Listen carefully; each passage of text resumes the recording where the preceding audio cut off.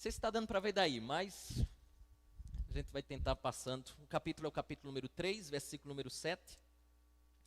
E eu quero ler essa passagem porque quando eu pensava em um primeiro culto aqui na igreja, eu pensava muito nessa passagem porque tem muita cara da nossa igreja. Tem muita cara da nossa igreja. Capítulo número 3, versículo número 7 em diante, diz assim: ao anjo da igreja em Filadélfia escreve: estas coisas diz o santo, o verdadeiro, aquele que tem a chave de Davi, que abre e ninguém fechará, e que fecha e ninguém abrirá. Conheça as tuas obras, eis que tenho posto diante de ti uma porta aberta, a qual ninguém pode fechar. Que tens pouca força, entretanto guardaste a minha palavra e não negaste o meu nome. Eis farei que alguns dos que são sinagoga de Satanás, desses que a si mesmos se declaram judeus e não são, mas mentem, eis que os farei vir e prostrar-se aos teus pés e conhecer que eu te amei. Porque guardaste a minha palavra, da minha perseverança, também eu te guardarei da hora da provação que há de vir sobre o mundo inteiro, para experimentar os que habitam sobre a terra. Venho sem demora, conserva o que tens para que ninguém tome a tua coroa. Ao vencedor faloei, coluna no santuário do meu Deus, e daí jamais sairá. Gravarei também sobre ele o nome do meu Deus, o nome da cidade do meu Deus, a Nova Jerusalém, que desce do céu, vinda da parte do meu Deus, e o meu novo nome. Quem tem ouvidos ouça o que o Espírito diz às igrejas.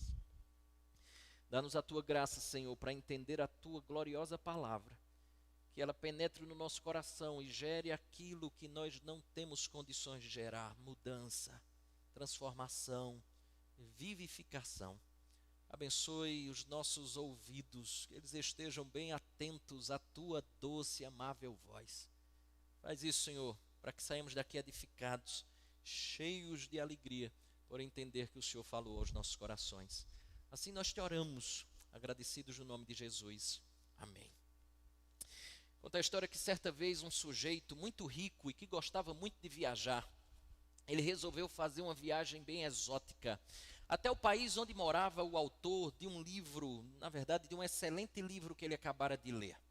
Quando ele chega na casa desse sábio escritor, qual ele tinha lido esse livro, ele se surpreendeu, porque na casa desse escritor não havia móvel algum, faltavam os móveis naquele lugar. E logo ele entrou e perguntou, tinha uma série de perguntas acerca do livro, e ele fez uma pergunta àquele autor. Ele disse assim, uma das primeiras perguntas: onde estão seus móveis? E o sábio de imediato também lhe perguntou: diga-me você primeiro, onde estão os seus? Ele respondeu: ora, meus móveis estão na minha casa, respondeu o rico. E aí o sábio perguntou: e por que você não os trouxe com você? O rapazinho disse assim, o rico: é porque eu estou aqui apenas de passagem. Aí o sábio disse assim: eu também. Eu queria que você entendesse, à luz dessa historinha, a pontuar aquilo que é mais importante para você.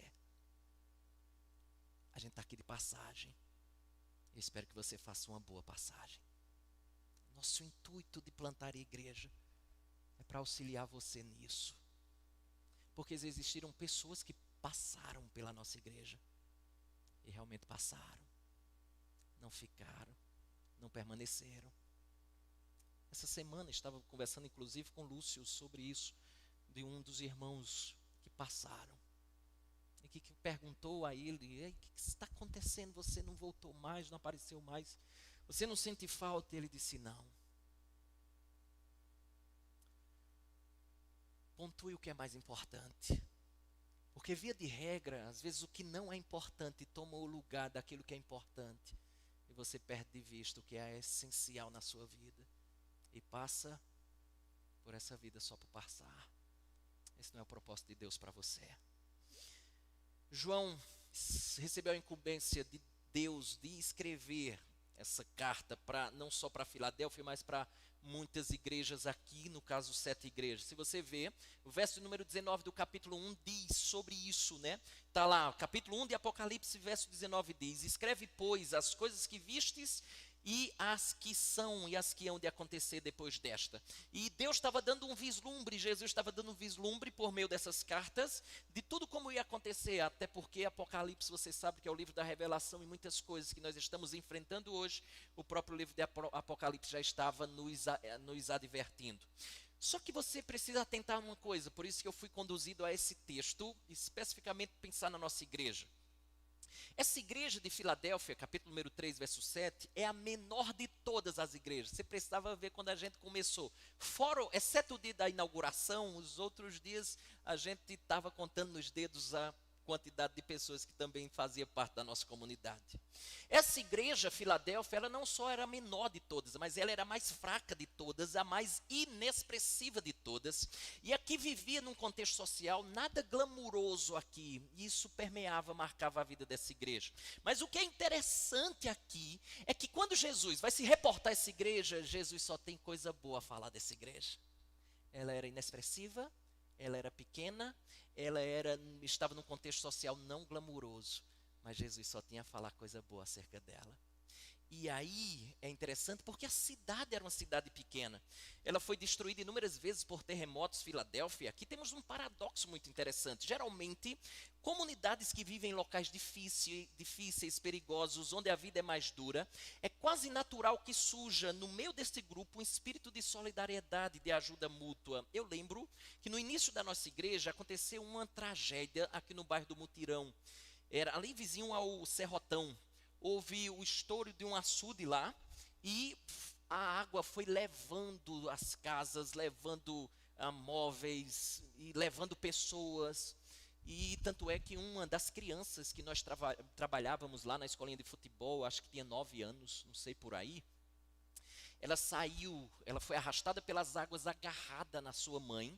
Só que num determinado momento elas bateram num poste, alguma coisa que separou as duas. Essa criança foi encontrada afogada posteriormente lá também. A gente foi para lá no outro dia. E quando chegamos lá, tristeza terrível. Móveis de cabeça para baixo num canto, eletrodomésticos no outro. Você via lençóis, roupa espalhadas em meio à lama. E aí nós vimos que aqueles que tinham a casa melhor, ou que não foram, não sofreram os danos da enxurrada, eles convidavam pessoas para dormirem lá. A gente levou algumas coisas ajudando-os, porém a gente percebia que existia um acordo ali meio que de solidariedade entre eles, um espírito de solidariedade. É interessante porque eu penso que é um pouco disso aqui na igreja de Filadélfia. Sabe por quê? Porque Filadélfia tinha esse desejo de ser exatamente o que o significado do seu nome trazia. Sabe o que significa Filadélfia? O encontro do amor fraternal. Ali onde você experimenta solidariedade, amor. Preste atenção numa coisa. Quem é que fala aqui com Filadélfia? Eu queria que você atentasse para isso. Esse é o meu primeiro ponto. Que a igreja fiel, já que o nosso tema é Filadélfia, a igreja fiel. Eu depois queria que a gente pudesse até colocar o nome nosso depois aí, quem sabe. Congregacional Zona Sul, a igreja fiel. Espero que seja essa a tônica da nossa caminhada aqui nessa terra. Quem é que fala com Filadélfia aqui? 3 credenciais essa pessoa que está falando aqui com Filadélfia nos apresenta. E elas têm total ligação com a realidade da igreja. Você vai perceber que à medida que o texto aqui fala, está conectando com as experiências da igreja, com a história da igreja, a história daquela cidade. Não é à toa o que aparece aqui. Então venha comigo, estou no verso 7, capítulo 7, verso 7, parte A, que diz assim, ao anjo da igreja em Filadélfia escreve, estas coisas diz o santo, o verdadeiro. A primeira coisa é que esse que está falando, ele é santo. Ou seja, é aquele que tem pureza infinita, é aquele que tem absoluta perfeição moral, é aquele que é o Deus, o ser mais santo do universo, é aquele que significa tudo aquilo que ele aponta, os seus atributos. Então, quando você se refere a Deus, você está se referindo a alguém em que todos os seus atributos são santos. Por exemplo, a sua justiça é santa, o seu amor é santo, a sua misericórdia é santa, a sua vingança é santa, a sua justiça é santa, ou seja, ele é perfeito no seu ser. Então, em todas essas coisas, o autor está tentando nos dizer aqui, quem está falando é o ser perfeito.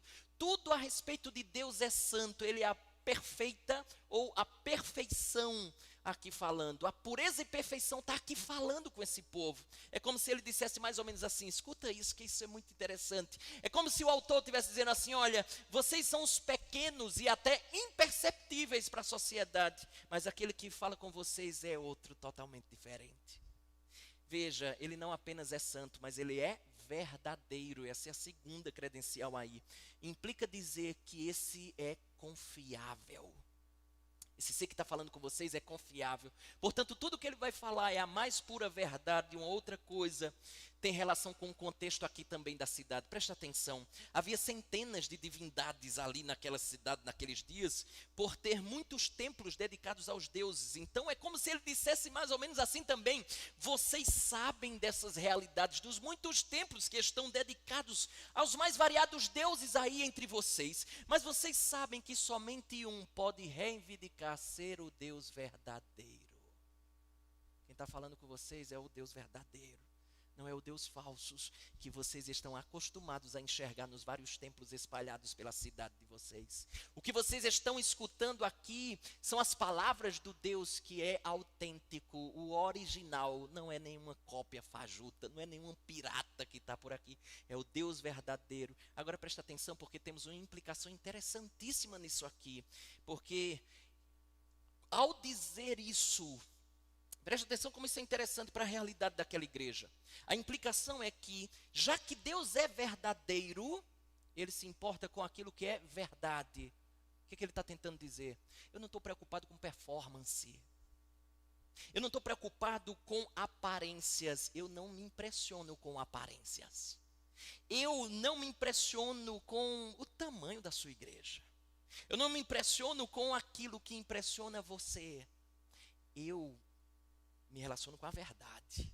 E eu sei exatamente a verdade acerca de vocês. Era esse o ponto que ele também estava tentando destacar aqui. Ele está lidando com a igreja pequena, poucas pessoas. Ele está lidando com a igreja cheia de limitações. Ele está lidando com a igreja que é financeiramente humilde. Deste modo, ele está dizendo, eu estou lidando com o que é verdadeiro. Eu estou lidando com o que passa no coração de vocês, porque eu sondo os corações. Então, eu não estou preocupado com performance. Eu sei a verdade acerca de vocês. Aquele que não se impressiona com o que impressiona os homens. Isso aqui pode ser impressionante muitas vezes. Mas Deus está muito preocupado, não é com esse tamanho de estrutura, não é com outras tantas coisas. Deus está preocupado com a verdade acerca de você, com seu coração, com aquilo que você faz, com aquilo que você vive. Então, logo, a ideia de Deus é mais ou menos dizer assim, olha, vocês podem até ser anônimos e imperceptíveis para muitos. Contudo, quem está falando com vocês é aquele que sabe toda a verdade a vosso respeito. Então, não se preocupe, preocupe-se em ser genuíno, verdadeiro. Eu não me preocupo com a aparência. Parte B do verso 7, olha lá.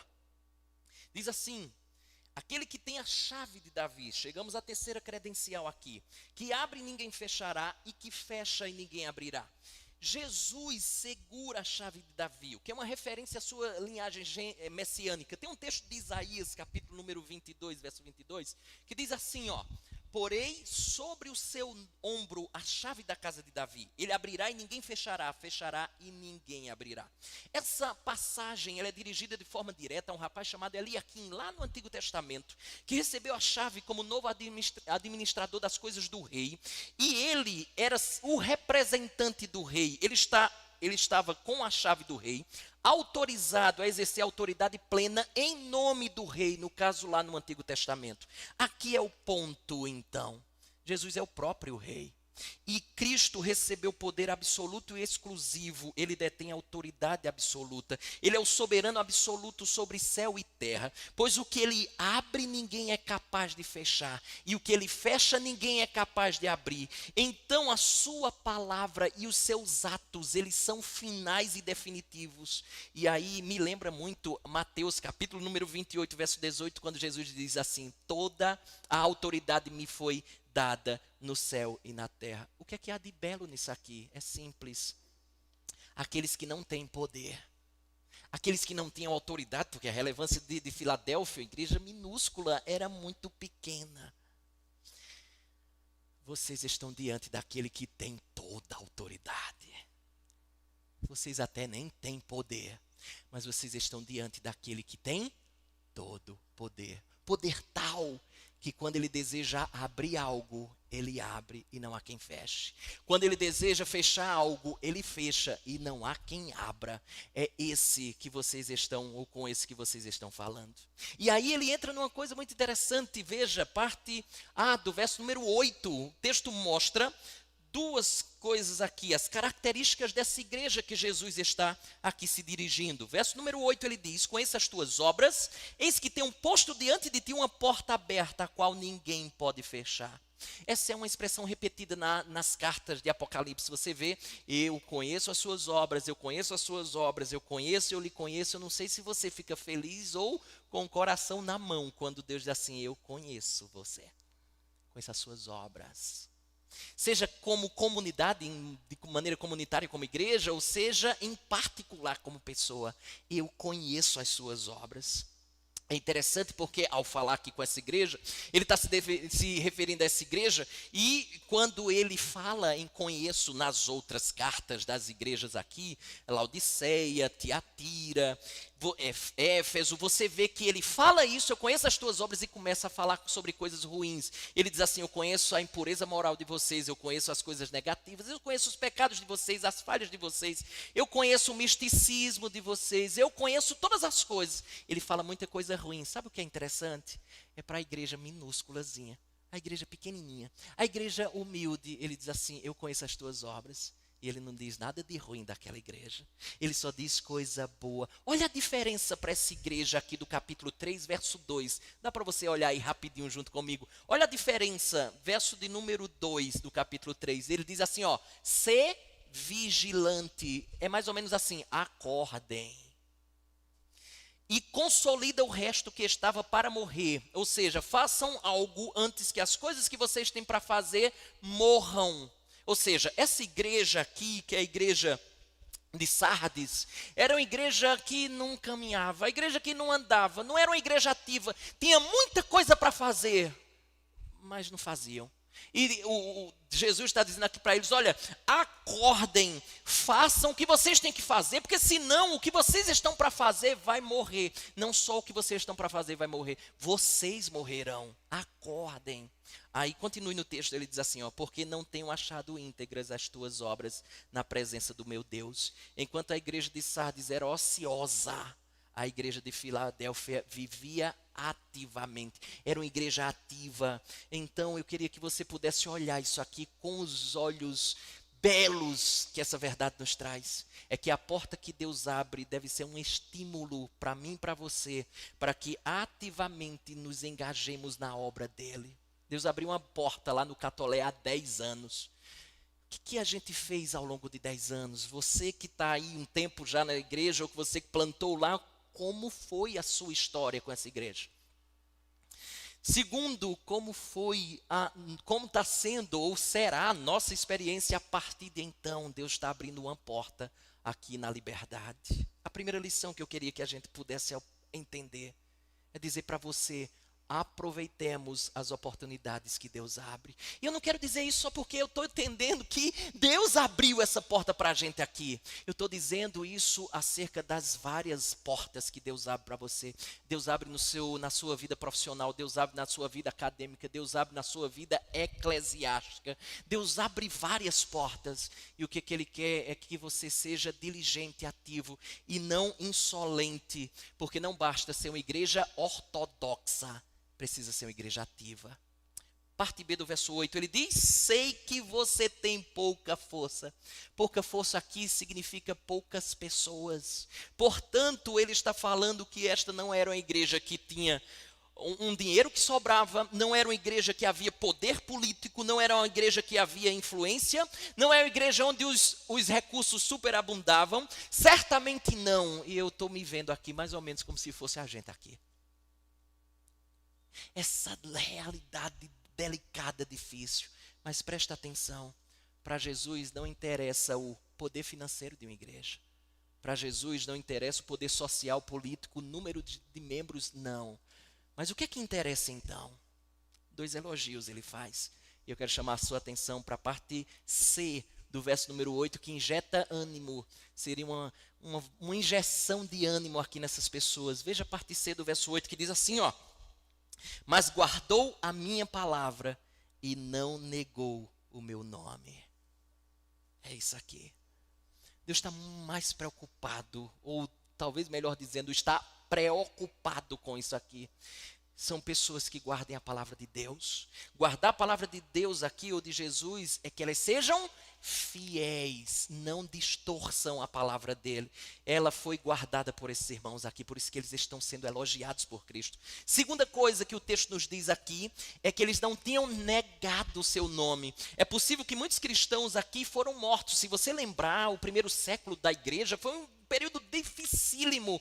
Muitos foram mortos, outros foram, óbvio, assassinados, outros foram jogados aos leões, outros foram queimados em estacas, outros foram assados em chapas quentes. Como dizem alguns relatos da história da igreja, muitos foram fritados, literalmente, mas eles permaneceram fiéis acima de tudo ao Senhor. Eu posso até morrer, mas eu não nego o nome do meu Senhor. Não negaram aquele em que serviam. Eles foram leais e leais até a morte. Portanto, fazendo uso das palavras de Adjane ali, não é o fim, esse é o começo. Hoje estamos no meio da trajetória. Não negarei o meu Senhor, serei totalmente leal a Ele. É isso que Deus quer de você e de mim. Que você e eu guardemos a sua palavra. E em segundo lugar, que jamais neguemos aquele que servimos e aquele que é tão bom para a gente. Segundo ponto, primeiro, que a igreja fiel, ela é reconhecida e abençoada por Deus. Se tem uma das coisas mais lindas, é alguém entender ou ter a convicção que os céus reconhecem a Ele. Você já parou para imaginar isso? Deus do seu alto sublime trono, Deus observando, eu estou usando obviamente linguagem humana, porque senão a gente não capta isso, mas que a Escritura também usa esse tipo de linguagem, exatamente essas linguagens humanas, essas expressões, para que a gente compreenda o que Deus está tentando nos mostrar.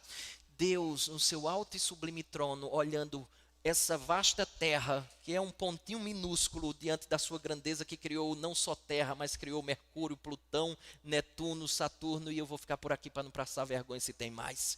Ele olhando para todas essas coisas, olhando para os 7 bilhões de pessoas, enxergar aqui na Liberdade, Campina Grande, num momento como esse, e dizer assim, existe o meu povo, ali tem o meu povo, me adorando e escutando a minha voz.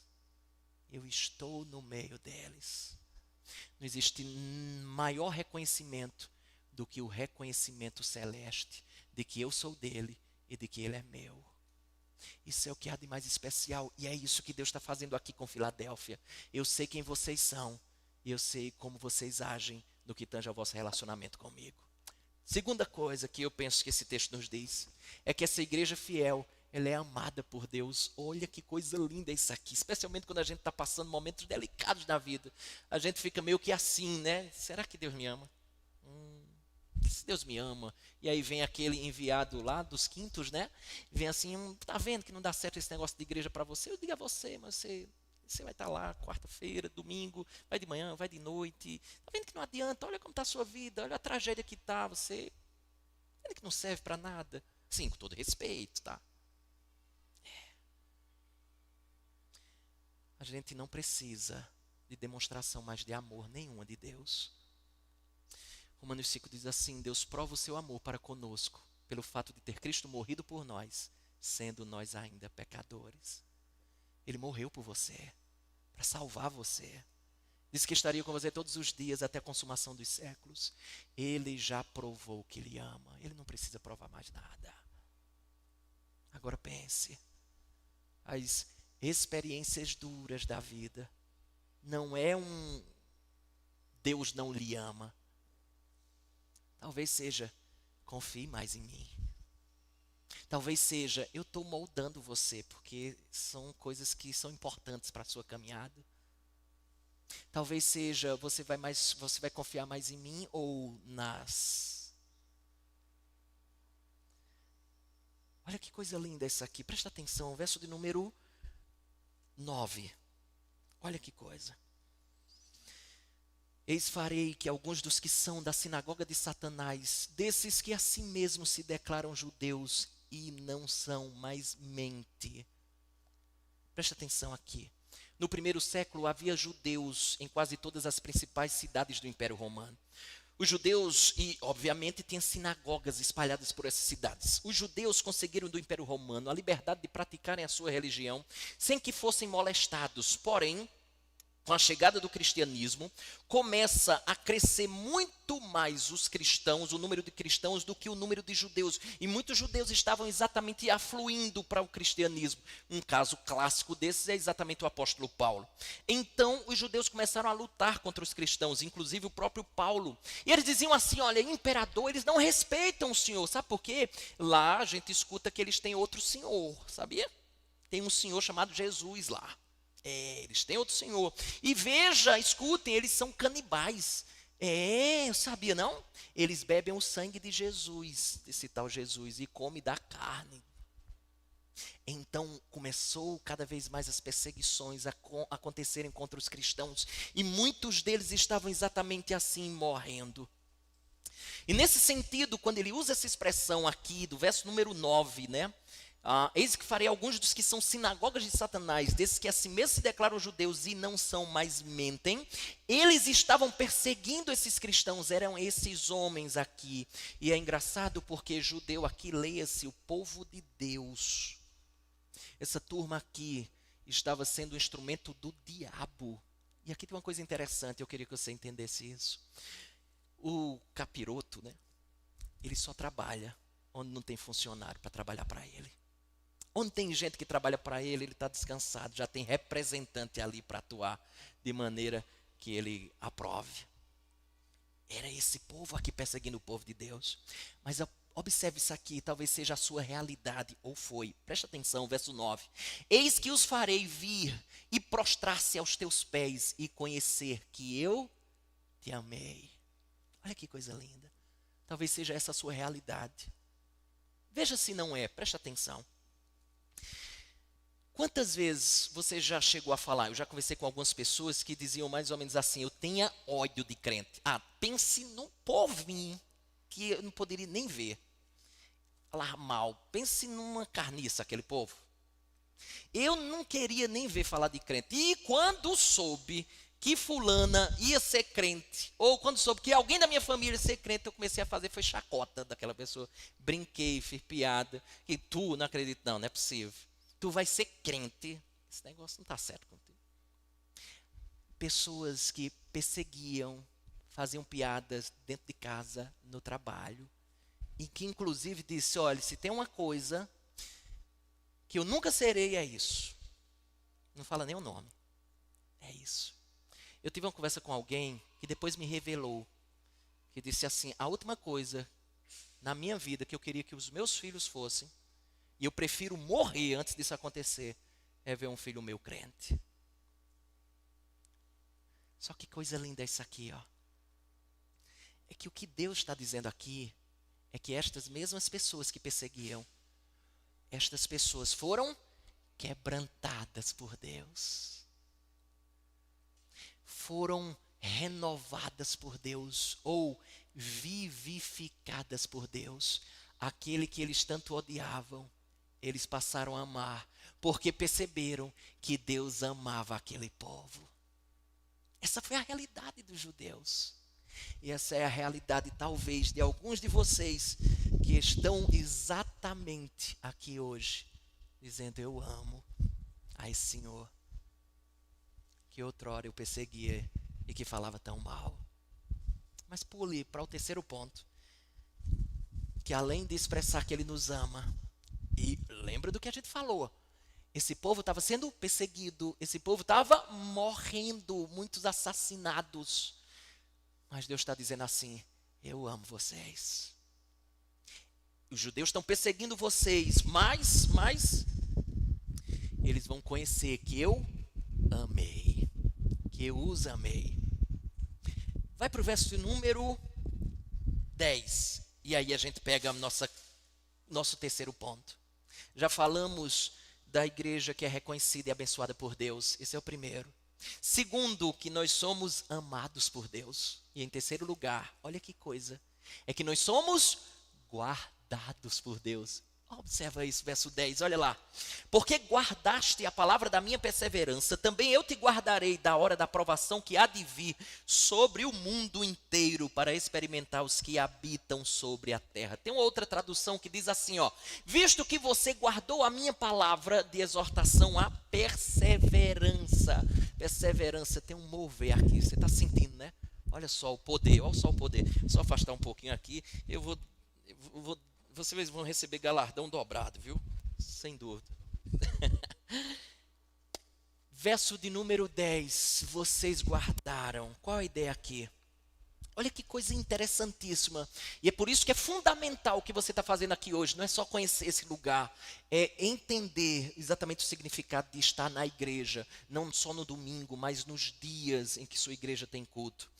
Deus estava encorajando a perseverança debaixo da tribulação, porque a gente já falou que esse povo estava sendo perseguido. Então, Jesus está dizendo assim, ó: a despeito das ameaças dos romanos, a despeito das perseguições dos judeus, Cristo aqui está dizendo: perseverem, não desista. Você percebeu a ligação aqui, ó?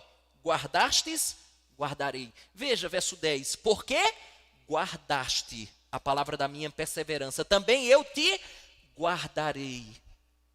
Sabe o que ele está dizendo? É que aqueles que guardam a palavra, aqueles que escutam a palavra de Deus, aplicam a palavra de Deus, este é o meio que Deus utiliza para guardar você na tribulação. É por isso que naqueles dias que você diz assim: nossa, eu estou desanimado e tal. Aí de repente surge um texto bíblico, surge a pregação de um pastor, seja o da sua igreja ou seja de outra igreja. Veio à mente aquilo ali, é Deus guardando você no dia da tribulação. Deus guarda você na tribulação por meio da palavra. Então, à medida que você está passando os momentos mais duros da sua vida, seja em comunidade ou seja particularmente, quando você está ausente da igreja, quando você não lê a palavra, você está correndo um risco grande. Porque esta é a maneira que Deus guarda o seu povo. Guardaste, guardarei. Então, à medida que você vem e escuta a palavra do Senhor e guarda, Ele está preparando você para os dias vindouros de lutas. É a palavra que sustenta a mim e a você. Mais fortalecido nós estaremos. Olha esse texto de Mateus capítulo 7, verso número 24, diz assim: todo aquele, pois, que ouve estas minhas palavras e as pratica, será comparado a um homem prudente que edificou a sua casa sobre a rocha. Caiu a chuva, transbordaram os rios, sopraram os ventos e deram com ímpeto contra aquela casa, que não caiu, porque fora edificada sobre a rocha. Sabe por que você não caiu ainda? Por conta da palavra de Deus. Firmou seus pés em terreno sólido, não em areia movediça. A palavra de Deus. É por isso que você não pode estar ausente do culto. É por isso que você não pode estar ausente de leitura bíblica. Porque quando os rios, as águas, a chuva vir, você não vai aguentar, vai levá-lo. Essa é a maneira que Deus guarda você. Tem um teólogo chamado Matthew Henry. Ele é um homem que nasceu lá no Reino Unido, no século 17. Ele diz uma coisa linda a esse respeito. Ele diz assim, ó: ao guardarem o evangelho, eles estão sendo preparados para a aprovação. E a mesma graça que os tornou frutíferos em tempos de paz, vai torná-los fiéis em tempos de perseguição. A mesma palavra que tornou você forte ou preparou você para desfrutar momentos frutíferos é o que vai sustentar você nos períodos mais difíceis da sua caminhada. Isto era uma promessa de Deus. E aí, Romanos capítulo número 14, verso 8 diz assim: porque se vivemos, para o Senhor vivemos, se morremos, para o Senhor morremos, quer pois vivamos ou morramos, somos do Senhor. Na vida ou na morte, somos teus, Senhor. Pule para o parte final do verso 10, porque ele diz assim, olha, que está para vir sobre todo o mundo para pôr à prova os que habitam na terra. Ele está falando aqui, e lembre, Apocalipse tem um aspecto escatológico do agora e do ainda não, ou do agora e do porvir. Então ele está falando para mim e para você. Ele estava falando das perseguições que esse povo haveria de enfrentar, estava enfrentando, mas ele estava falando do que a gente está enfrentando hoje também. Ele está falando dos dias difíceis que eu e você temos enfrentado hoje, quando o coração fica apertadinho, quando a gente sabe que um ente querido positivou, ou quando a gente sabe que determinadas coisas aconteceram. Deus está nos guardando. Deus está nos conduzindo. Pule para o verso 11. Ele diz assim, olha, venham sem demora, conserva o que tens para que ninguém roube a tua coroa. Veja, o tempo todo ele fala isso, né? Venham sem demora, venham sem demora. E até a gente escuta algumas pessoas, né? Pastor, você acredita nisso ainda? Veja, Jesus nasceu quando ali? No primeiro século. Você acredita nisso ainda? Ele disse, naquele primeiro século, veio o segundo, o terceiro, o quarto, o quinto, o sexto, o 15º, o 8º. Já está no século 21 e você ainda continua acreditando nessa história? Não é no sentido que ele tenha falhado, uma vez que ele não veio hoje.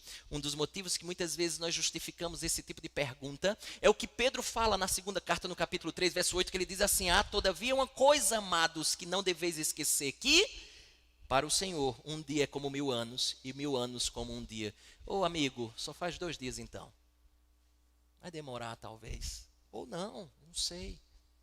Mas o fato é que isso já seria suficiente para entender por que ele não voltou ainda. Ele tem alguns propósitos que ele quer cumprir, mas não isso apenas, tem mais. Observe que 1 Coríntios capítulo 11, verso 25 a 26 diz assim, que eu penso que é o entendimento aqui. Ele diz assim, fazer isto todas as vezes que o beberdes em memória de mim. Está falando da ceia. Porque todas as vezes que comerdes desse pão e beberdes o cálice, anunciais a morte do Senhor até que ele venha. Sabe qual é o intuito quando ele diz assim, eis que venham sem demora? É para que eu e você fique assim, com expectativa contínua. Que nunca saia do seu coração essa certeza, ele vem. Ele está vindo, ele vem. Essa expectativa ininterrupta da volta de Jesus é que deve permear continuamente o nosso coração. Parte B do verso 11, ele diz, conserva o que tens para que ninguém tome a tua coroa. Lembre que conservar aqui, diante de todo o contexto, significa continuar sua lealdade a Jesus até o fim, para que vocês sejam vencedores. Você sabe muito bem que a ênfase aqui está em um chamado para uma vida cristã de diligência, cuidado, de zelo, perseverança, lealdade, confiança, pois essa é a característica do vencedor. Só que eu quero destacar algo que eu julgo brilhante aqui, para mim é o ponto da questão. Ele não está nem entrando nessa questão de salvação aqui, mas o que ele está querendo falar, diante de todo o contexto, é uma das coisas mais lindas que essa passagem nos traz. Quando ele diz, conserve o que tens, o que é que eles têm? Eu penso que ele dá uma invertida na coisa aqui. Ele inverte dramaticamente a noção de posses. Presta atenção nisso que a igreja tem. Lembra do contexto da igreja. Ela não tinha nada. Ela tinha pouca força. Ela era pequena. Mas Jesus diz, conserva ou guarda o que tens. Sabe qual é a grande lição aqui? A grande lição aqui é a seguinte.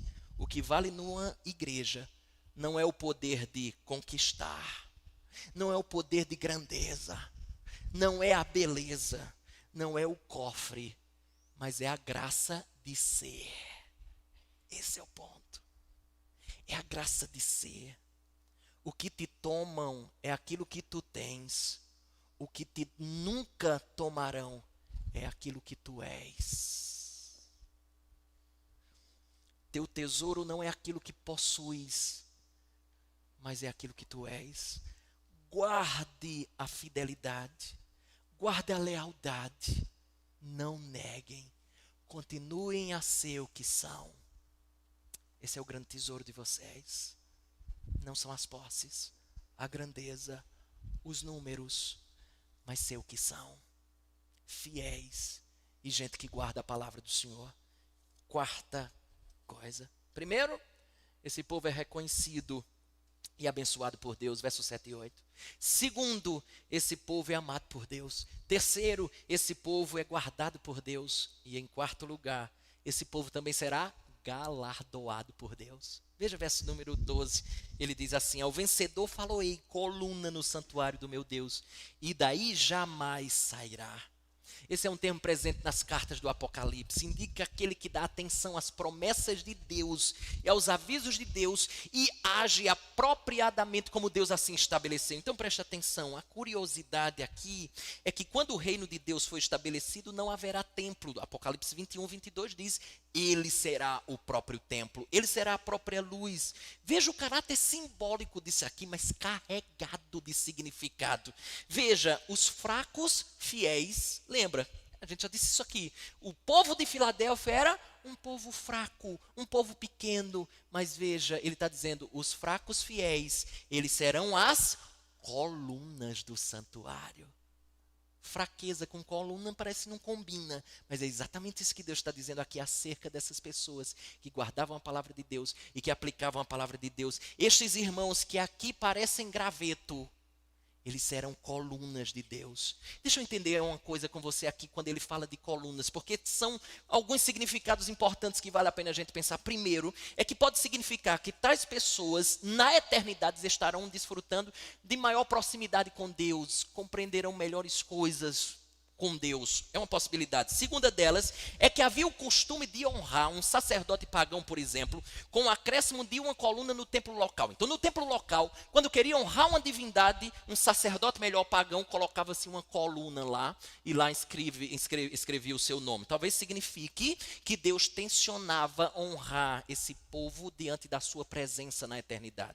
Um terceiro significado que coluna aqui pode ser é que por causa dos frequentes terremotos na cidade de Filadélfia, muitos viviam toda a sua vida com medo de perder os seus bens, com medo das catástrofes naturais, com medo de a qualquer momento o telhado arriar e eles falecerem. Então, em meio a isso, Deus estaria dizendo que eu acho que é o mais provável aqui, para esse povo fiel e leal, vocês terão estabilidade. Na eternidade, vocês estarão no lugar firme, vocês estarão seguros, sem qualquer terremoto para incomodar vocês. E observe que coisa bela desse local que ele diz, lá no final do verso 12, ele diz assim, ó, e daí jamais sairá. Vocês nunca mais vão sair desse local de estabilidade, de segurança, de honra, de comunhão, de intimidade com Deus. Jamais sairão. Deixa eu aproveitar isso aqui para trazer uma lição para você. Usando a ideia de coluna aqui, a segunda lição que eu queria que você pudesse entender junto comigo. Coluna é quem a gente pode contar. Coluna é aquele que na hora do vamos ver, é quem segura o telhado e não deixa cair. Então a lição que eu quero que você aprenda é, seja uma coluna na sua igreja. Seja uma coluna na sua igreja. Comparado com as outras 6 igrejas dessa mesma carta, Filadélfia seria menos expressiva ou inexpressiva. Pelo nosso julgamento, talvez a gente colocava Laodiceia, que era igreja rica, grande, bonita, cheia de pessoas. Mas a única que Jesus disse que vai fazer coluna no santuário são esses irmãos aqui, que aos nossos olhos seriam gravetos. Gente que não dávamos nada. São irmãos das igrejas que permaneceram fiéis ao reino de Deus. Parte B do verso 12, ele diz, o nome da cidade do meu Deus, a Nova Jerusalém que desce do céu, vindo da parte do meu Deus. É bem simbólico isso aqui, presta atenção. Alguns estudiosos diziam que essas colunas que eram colocadas no templo para homenagear sacerdotes pagãos ou divindades também, elas eram inscritas, tinham inscrições dos nomes dessas pessoas. Inclusive, a arqueologia tem descoberto muitas dessas colunas gravadas com nomes. E eu acredito que a ideia aqui é exatamente para identificar que aquilo ali é propriedade dele. Quando a coluna estava escrita com o nome, as pessoas chegavam ali, olhavam para aquela coluna e para aquele nome e diziam assim, essa aqui é para Zeus. É propriedade de Zeus. Quando ele está dizendo assim, Olha que coisa linda. Vou colocar o nome em vocês. Ele estava dizendo isso para a gente. Esse aqui é propriedade minha. Vocês são meus. São minha propriedade particular. É isso que ele está dizendo. Sabe quando o fazendeiro ferra o gado? Chega lá com aquelas duas letrinhas e tss, depois tira. Está lá marcado. É isso que ele está dizendo aqui para a gente. Vocês estão marcados, são meus. Veja, vocês são meus. Queridos, veja, verso número 13. Diante de tudo isso, ele diz: quem tem ouvidos, ouça o que o Espírito diz às igrejas. Você escutou tudo isso? Agora faz o seguinte: não apenas escute, não apenas ouça, mas dê ouvidos a tudo isso que ele está falando com a gente. Deixa eu encerrar dizendo uma coisa que eu julgo ser interessante aqui, na verdade, concluir com isso. Era uma vez um rei, que apesar de ser muito rico, era um homem muito simples, completamente desapegado de sua riqueza. E ele era muito querido pelo seu povo. Um dia, quando um de seus súditos perguntou-lhe exatamente sobre isso, como é que ele conseguia conciliar tanta riqueza com simplicidade, ele deu umas ordens aos soldados que estavam perto. Ele disse assim: olha, levem esse homem aos meus depósitos reais, vão lá com eles. Dê-lhe uma lamparina acesa, coloca uma lamparina na mão dele acesa e deixe ele olhar, inclusive até tocar todo o meu tesouro, para que ele possa avaliar para mim. Porém, escute, se ele deixar a lamparina se apagar, dê-lhe 10 fortes chibatadas nas costas. Agora podem ir. 2 horas depois, o homem voltou à presença do rei com a lamparina ainda acesa. O rei lhe perguntou: então, o que achou? Quanto é que vale o meu tesouro? O rapaz respondeu: senhor, vou ser bem sincero com o senhor. Eu estava tão preocupado em não deixar a lamparina se apagar, que eu não consegui avaliar direito o seu tesouro. O senhor vai me desculpar. Aquele homem voltou a palavra para ele e disse assim: este é o meu segredo. Confidenciou-lhe o rei: fico tão ocupado em manter acesa a chama da minha alma, em manter aceso aquilo que é mais importante na verdade para mim, o que é essencial para a minha vida, que estas coisas eu nem reparo direito. Escute, o que há de mais especial para você e para mim não são os seus bens, não são as suas riquezas, não são as suas posses, não é a grandeza do seu nome, não é quão conhecido você é, não é a repercussão que você porventura tenha. Eu rogo a Deus para que você saia daqui, tanto eu particularmente junto com você, como em comunidade, como igreja, que nós venhamos a entender essa verdade maravilhosa que essa passagem nos traz. É o que há de mais importante na sua e na minha vida, se chama Deus. Este que continuamente tem falado aos nossos corações para guardar a sua palavra e para que sejamos leais e fiéis a Ele por todo sempre. Atente para esse que na verdade é o nosso verdadeiro tesouro. Porque é assim que somos reconhecidos por meio da graça infinita do nosso Senhor e abençoado por Ele. É assim que sabemos cada vez mais que somos amados por Ele. É assim cada vez mais que o nosso Senhor vai demonstrando nas nossas experiências que somos guardados por Ele. É assim que nós somos expressos, ou Ele expressa para nós que nós somos galardoados também por Ele. A gente vai estar mudando de lugar, quem sabe em breve. Mas que nunca saia da vida, do coração dessa igreja. Nem nunca saia do seu coração que o que mais importa na nossa vida é aquele que nos transformou a vida. O que mais importa para nós é a aprovação dos céus, é o atestado de que eu conheço as suas obras, eu sei muito bem quem vocês são, eu tenho prazer em vocês. Esse sim é o tesouro que traz lágrimas aos nossos olhos, à medida que a gente pensa em quem Deus é, no que Ele fez e no que Ele representa para nós. Posses, grandezas, tamanho, pouco importa, se não há coração que está desejoso em amá-lo e viver para Ele todos os dias da nossa vida. Vamos orar. Ó Deus,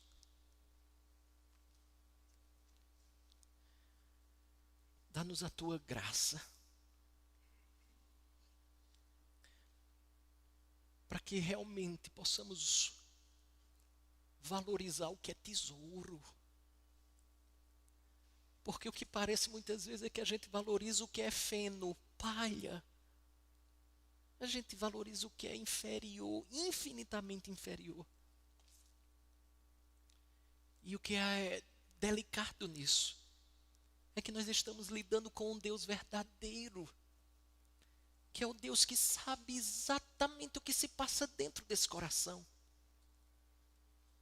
Portanto, Senhor, dá-nos cada vez mais que em particular e em comunidade, em Valquer e em Congregacional Zona Sul, haja cada vez mais a valorização do que na verdade tem valor em si mesmo. Faz, Senhor, com que sejamos fiéis a Ti, sejam quais forem as experiências que haveremos de desfrutar no futuro, daqui a alguns dias, daqui a anos. Dá-nos cada vez mais o direcionamento para essa verdade gloriosa, que o nosso tesouro é Tu, ó Deus. Tu és o nosso tesouro, Tu és a nossa riqueza. Não nos permita valorizar o que não é digno de valor, em detrimento do que é digno de valor. Valorizando o Senhor cada vez mais, saberemos que estaremos no caminho certo. Já que guardaste, te guardarei. Ajuda-nos a guardar a Tua palavra.